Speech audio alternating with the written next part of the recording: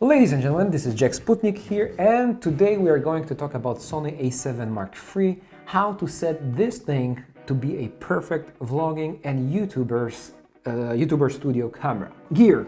One of the most important things, of course, besides owning A7III is lens. I'm not going to talk about too much about lens, I just want to keep this video short. I use 16 to 35 a lot. f4.0 because like f2.8 was a little bit too expensive for me, but you know, if you can afford, go for 2.8. 4.0 is a brilliant lens, and it's pretty small like for that kind of a wide angle lens. But one of the lenses that is overlooked a lot is 28 f2.0. Why is this lens great?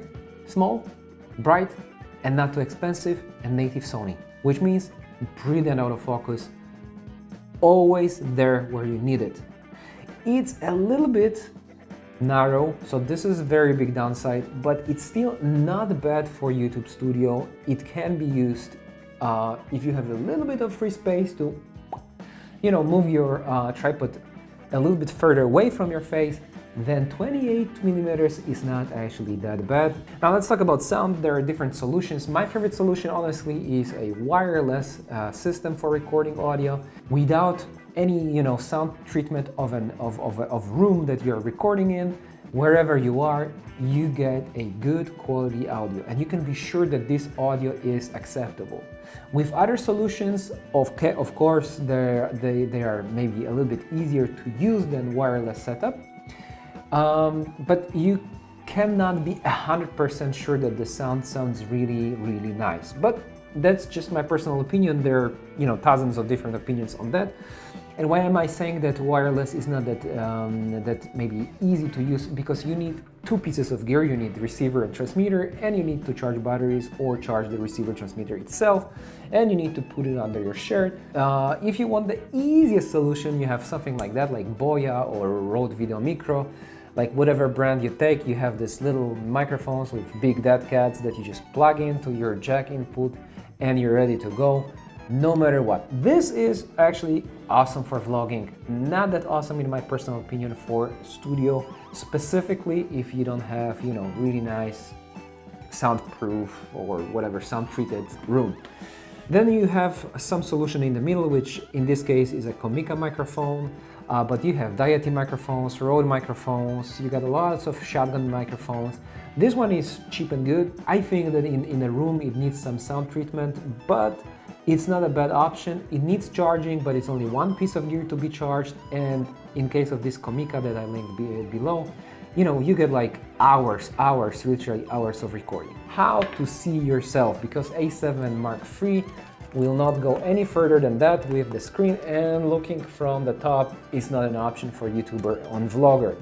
So there are two solutions. One solution that I used to like a lot is a great solution for videographers is this kind of, you know, monitor. It doesn't matter really which brand you go for. This one is Feel World, and I kind of like it. F5. This is the type of the thing. You can also go for external recorder to gain some extra quality, but for YouTube it really doesn't matter in my personal opinion.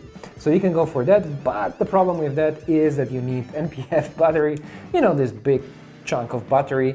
To power it, you need a cable, and you know, it has some size, you know, and some weight. However, I bought something like that on Amazon. Let me take it out. All right. A mirror. So when I was buying it, I was like, Jack Sputnik, man, like you're gonna end up with another piece of plastic on your shelf, which you will never use. And I was very wrong, because I use it all the time. It's the best solution for all A7 YouTubers, A7III or II YouTubers. This is just a mirror, and you can see yourself in the mirror, and this is awesome. You just have to set, you know, the right angle of your screen.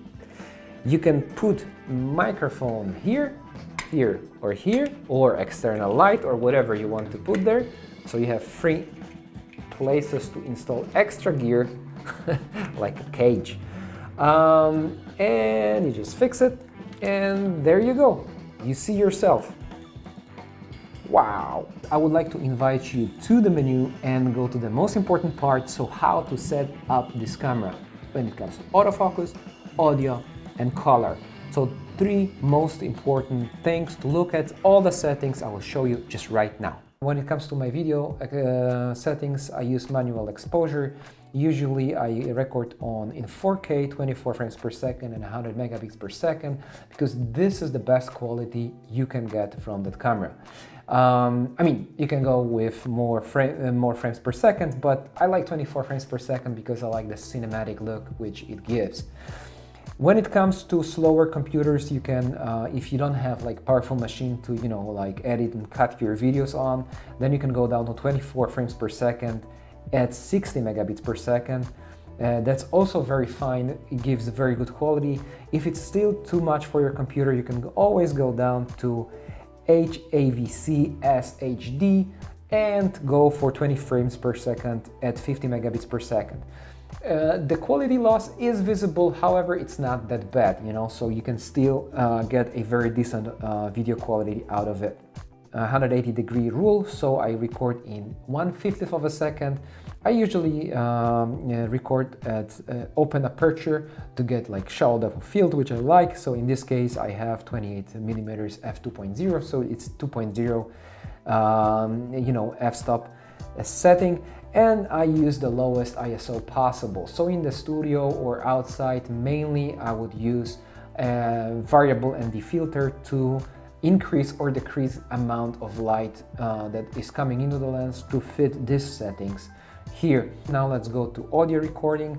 So of course you want to have so this is menu number 2, page number 2, and you want to have audio recording on and audio level display. So I can show you not off but on, and audio level display you want to have on, so you can always see that you are recording and that the levels of recording are okay.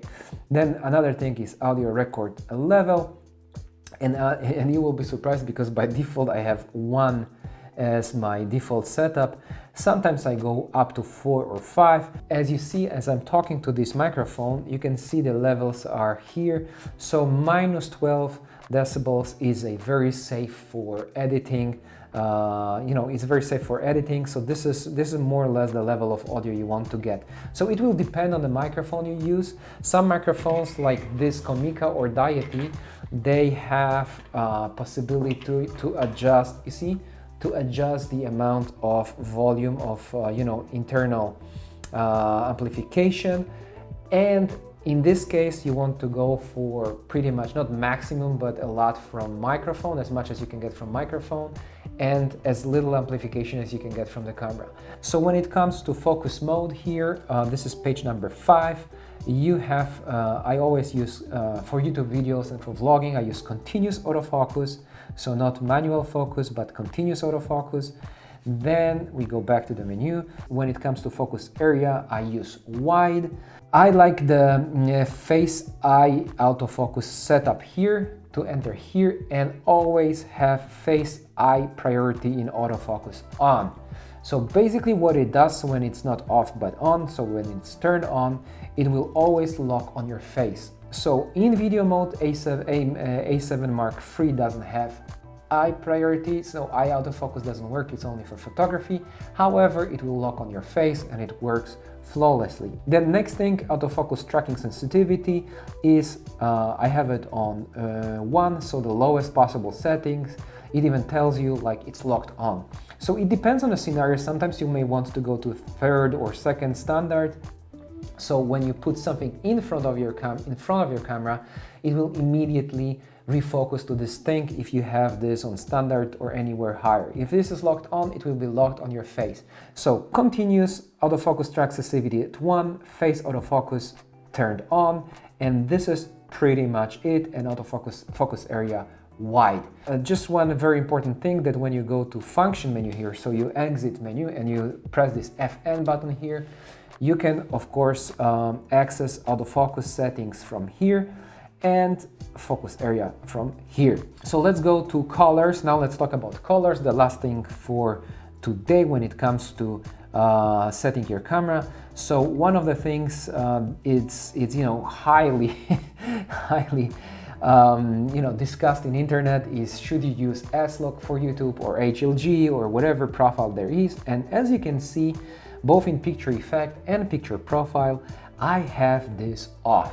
So when I use Sony A7 Mark III for some commercial productions, I may use HLG a lot of times, but for YouTube I just don't bother. I have profiles off. The internal, standard profile from Sony is just great. It produces great colors, and if you have the right white balance setup, it will look perfect. So I have creative style standard, and the only thing I changed in creative style here is contrast. I went down to -3, so it's the lowest contrast possible. Saturation and sharpness are left to 0. And why I'm reducing the contrast is to gain a little bit of dynamic range. So if I overexpose or underexpose, mainly overexpose something, I'm safe. And I can always use curves in any editing software out there on this planet and just correct this contrast until it looks good. If you want to know how to do it, you just go to menu, and here in page, tab 1, page 12, you have creative style. You just enter here, you click right, and you can go up and down, and there you go. And when it comes to priority set in auto white balance is white. So this is something not a lot of people will tell you about, but you can choose what auto white balance will search for mainly. So I want to have white. White balance, there are two schools, and I will show you two schools. One is to go to custom white balance and set it to 5500. So if you use, like me, lights that their temperature, then you want to set the temperature of white balance to the temperature of your key light. So in this case I'm using 5500 Kelvins light, and this is what I have set up. But if you don't want to bother with this kind of settings, you can always go here and you can you go up in white balance, and you can go to automatic white balance with white priority, which we said before, and you are good to go. And this is pretty much everything you have to know about settings for YouTube videos. Easy peasy. It's really not that difficult. It's really not that much to consider when it comes to, recording your YouTube videos on Sony A7 Mark III. And the thing with the flippy screen, or that it doesn't have, this 180-degree rotated screen, it's not that big of a problem at all. If you have this kind of solution or this kind of solution, you're good to go. This type of solution is really recommended by me.